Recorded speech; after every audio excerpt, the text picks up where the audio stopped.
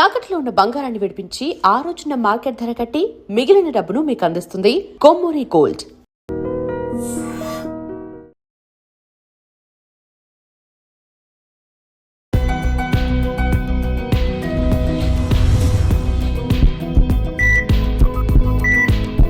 నమస్తే, welcome to healthy conversations with IT media. నేను మీ Jhansi. So ఈ రోజు మనతో ఉన్నారు వంటింటి చిట్కాలకు కీరఫ్ అడ్రస్ అయిన మధుసూదన్ శర్మ. ఎన్ని వీడియోస్ చేసినా, ఎన్నిసార్లు చేసినా, ఇన్స్టాలో చూసినా, యూట్యూబ్లో చూసినా ఒకటి ట్రెండింగ్ అవుతుంటుంది, అదే వెయిట్ లాస్. వెయిట్ లాస్ అవ్వడం ఎలాగా, ఏం రెసిపీస్ తీసుకోవాలి, పొద్దున్నే అంటే లైక్ ఇప్పుడు చాలామంది చాలా ప్రాక్టీస్ చేస్తుంటారు. కొంతమంది లెమన్ వాటర్, జీరా వాటర్ తాగుతూనే ఉంటారు.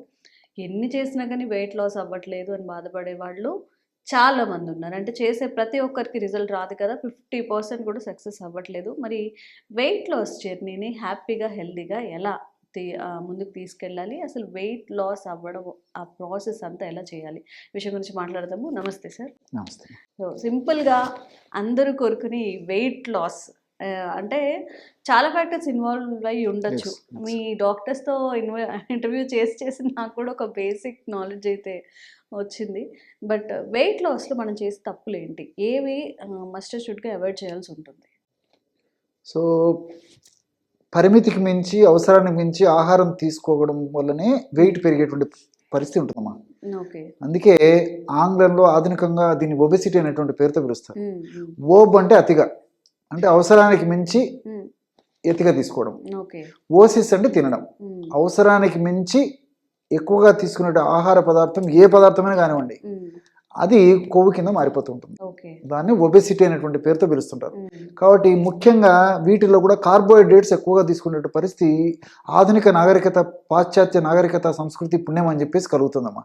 సో కార్బోహైడ్రేట్స్ ఫుడ్ తీసుకోవడం వల్లనే వెయిట్ ఎక్కువగా పెరిగేటువంటి పరిస్థితి ఏర్పడుతుంది.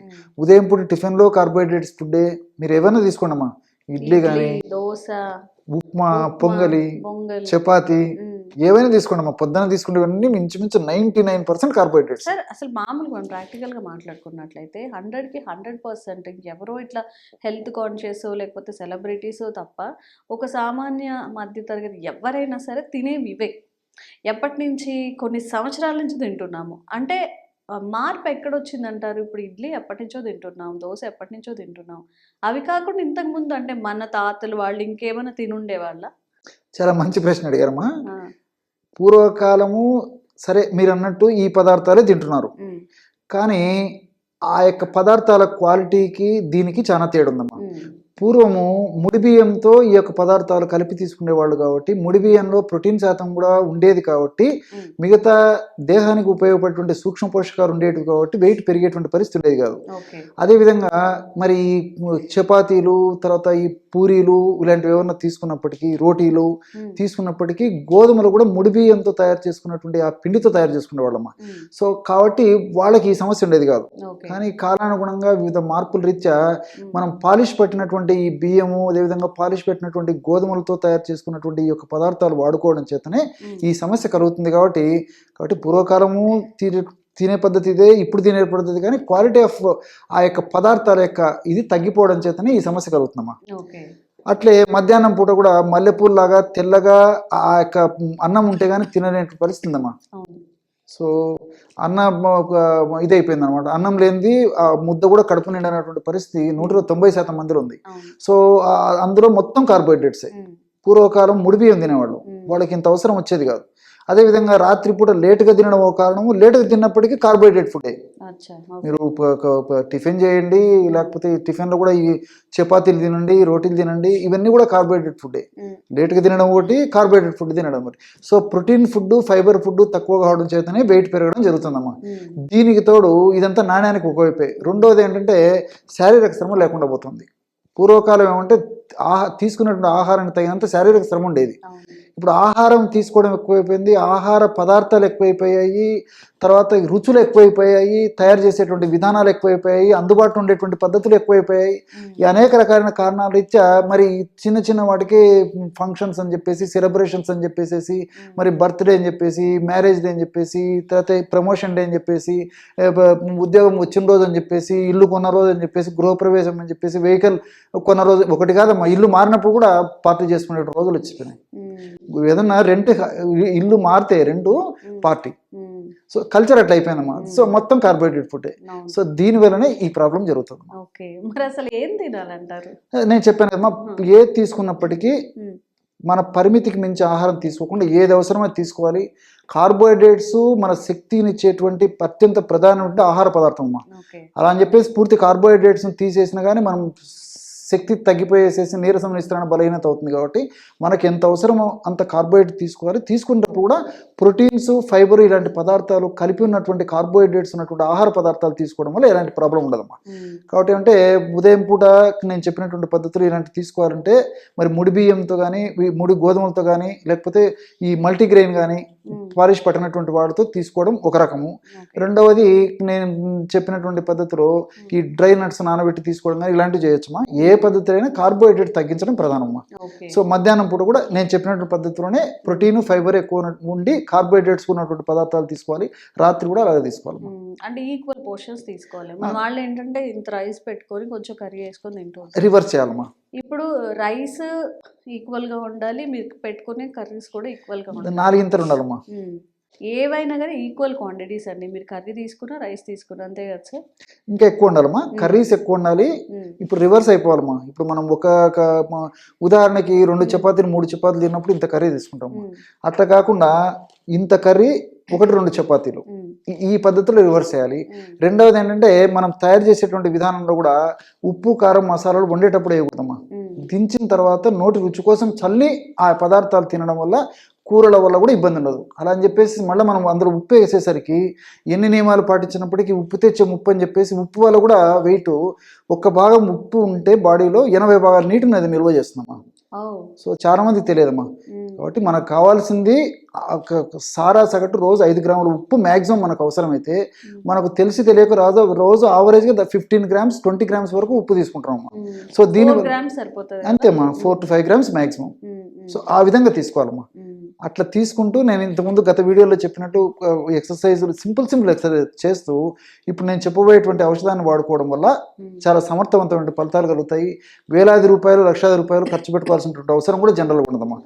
సో ఔషధాన్ని ఎలా తయారు చేసుకోవాలంటే వామును వేయించేసేసి చూర్ణంలాగా తయారు చేసుకుని 100 గ్రాములు తీసుకోవాలి.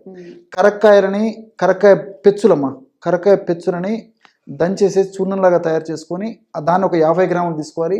అలాంటి చూర్ణం కూడా మార్కెట్లో దొరుకుతుంది కాబట్టి అది కూడా తెచ్చుకొని వాడుకున్నా సరిపోతుంది. సో 50 గ్రాముల కరక్కాయ చూర్ణము, 10 గ్రాములు మాత్రం దాల్చిన చెక్క చూర్ణం. సో ఈ 3 కలిపేసేసి ఒక గాజు సీసాలో నిల్వ ఉంచుకొని రోజు ఉదయం ఆహారం తర్వాత ఒకసారి, రాత్రి ఆహారం తర్వాత ఒకసారి ఒక 100 ml గోరువెచ్చని నీళ్లు కానీ, కాచిచల్లార్చిన నీళ్ళు కానీ, లేకపోతే పల్చటి తాజా మజ్జిగ కానీ, ఎవరికి ఏది వీలుంటే రగమ ఒక 1/2 టీ స్పూన్ ఈ యొక్క పౌడర్ని కలిపేసి రెగ్యులర్గా తీసుకోవడం వల్ల సమర్థవంతమైన ఫలితాలు కలుగుతాయి. అన్ని సైడ్ బెనిఫిట్స్ ఉంటాయి, ఎలాంటి సైడ్ ఎఫెక్ట్స్ ఉండవమ్మా. సో ఇంకొకటి ఏంటంటే ఈ యొక్క పదార్థాల్లో ముఖ్యంగా వాములో ఉన్నటువంటి ఈ ఔషధ గుణాలమ్మా, మనం తీసుకునేటువంటి ఆహార పదార్థాలు ఉన్నటువంటి కొవ్వు ఏదైతుందో కొవ్వు జీర్ణం కాకుండా మ్యాక్సిమం బయట పోయేటట్టు చేస్తుందమ్మా, అంటే విసర్జన ద్వారా. సో దానివల్ల బెనిఫిట్ ఉంటుంది. తర్వాత ఈ యొక్క మెటబాలిజాన్ని వేగవంతం చేస్తుంది. వాములో ఉన్నటువంటి కొన్ని రకాల రసాయన పదార్థాలు, థైమాలు, ఈ థైమోక్వినాలు అయినట్టు వాము, ఓమము, అజవాయిన్ అనేటువంటి పేరుతో పిలుస్తుంటారు అనమాట. సో అదేవిధంగా కరక్కాయలో అర్బినోగెలాక్టాన్స్ అని చెప్పేసి రసాయన పదార్థాలు ఉన్నాయి. ఇవి కూడా మెటబాలిజాన్ని వేగవంతం చేస్తాయి, దేహంలో ఇన్ఫ్లమేషన్ ప్రక్రియని నిర్వీర్యం చేసేస్తాయి. వెయిట్ పెరిగే కొద్దీ ఫ్యాట్ కణాల నుంచి ఇన్ఫ్లమేషన్ ఉత్పత్తి ఎక్కువ అవుతుంటుంది. దానివల్ల కూడా ఇతర అనారోగ్యాలు వస్తుంటాయమ్మా. సో ఆ ఇన్ఫ్లమేషన్ లేకుండా ఇన్ఫ్లమేషన్ తగ్గించేందుకు అర్బినోగెలాక్టాన్స్ పనిచేస్తాయి. ఫ్యాట్ మెటబాలిజం, ఫ్యాట్ని బర్న్ చేసేందుకు కూడా అర్బినోగెలాక్టాన్స్ అనేటువంటి రసాయన పదార్థాలు కరక్కాయలు ఉన్నాయి కాబట్టి పనిచేస్తాయి. ఇంకోటి ఏంటంటే దాల్చిన చెక్క ఉన్నటువంటి సిసమిక్ యాసిడ్, సినిమాల్డిహైడ్ ఇవన్నీ కూడా ఈ యొక్క మెటబాలిజాన్ని స్పీడప్ చేసేసి వెంటనే బర్న్ చేసేసి ఆ ఫ్యాట్ అంటే దేహ భాగంలో మరి ఏ భాగంలో కొవ్వు కణాల్లో ఎక్కువగా కొవ్వు సంచితమైనప్పటికీ ఆ కొవ్వును కరిగించేందుకు ఈ యొక్క దాల్చిన చెక్క లాంటి ఈ యొక్క రసాయన పదార్థాలు కూడా ఉపయోగపడతాయమ్మా. సో మల్టిపుల్ బెనిఫిట్స్ ఉంటాయి కాబట్టి నేను చెప్పినటువంటి పద్ధతిలో ఈ యొక్క ఆహార ఔషధాన్ని వాడుకుంటూ, మరి మీరు చాలా చక్కటి ప్రశ్న అడిగారమ్మా. సో ఆహార పదార్థాల గురించి ప్రత్యేకంగా అడిగారు కాబట్టి నేను చెప్పినటువంటి పద్ధతిలో మీరు టిఫిన్ కానీ, లేకపోతే మధ్యాహ్నం లంచ్ కానీ, లేకపోతే ఈవినింగ్ డిన్నర్ కానీ ఏది చేసినప్పుడు నేను చెప్పినటువంటి పద్ధతిలో వాడుకోవడం వల్ల మరి అత్యంత అద్భుతమైన ఫలితాలు కలుగుతాయి. ఓకే. సో ఫైనల్గా కొంచెం ఉప్పు కారాలు కర్రీస్లో తగ్గించుకొని కొంచెం బాగా అంత కర్రీ పెట్టేసుకొని కర్రీ ఎంత ఉంటుందో ఈక్వల్ క్వాంటిటీస్ ఆఫ్ రైస్ అనమాట. మీరు ఎంత ఎక్కువ కర్రీ తింటే అంత మంచిది. కార్బ్స్ తగ్గించుకుంటే మీరు అంటే ఒక సైడ్ డిష్గా ఇప్పుడు మనం ఏదైనా పప్పు చారులు అలా చేస్తే ఫ్రై చేసుకుంటాం కదా, ఆ ఫ్రై ఎంత క్వాంటిటీ ఉంటుందో రైస్ అంతే క్వాంటిటీ తినాలి. ఎక్కువ కర్రీస్ ఫ్రూట్స్ కానీ లేకపోతే వెజిటేబుల్స్ బాయిల్ చేసుకొని ఇలా తింటే మనకి హెల్తీగా ఉంటుంది. వెయిట్ లాస్ అనే కాదు, చాలా ఆకుకూరలు ఇంక్లూడ్ చేసుకోవడం. సో ఇది ట్రై చేసి చూడండి.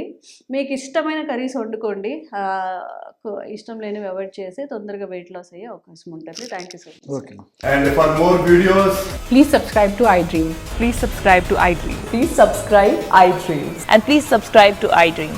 For more videos, subscribe to iDream. please like, share and subscribe to the channel. Congratulations, iDream. subscribe to iDream. Subscribe to iDream. So subscribe to iDream Media. iDream ki iDream team అందరికి huge congratulations. Please subscribe iDream Media. Please subscribe to iDream. Subscribe iDream. Please subscribe to iDream. iDream అంటే నా కళల channel subscribe చేసుకున్న నోరు తిరుగుతలేదు, మీరైతే గంట గుర్తు కొట్టండి. For more such videos, please subscribe to iDream. Subscribe to iDream. Please subscribe to iDream. Please subscribe iDream Media. Please do subscribe to iDream. Please subscribe to iDream Media. For best entertainment and information, please subscribe iDream. And don't forget to subscribe to iDream.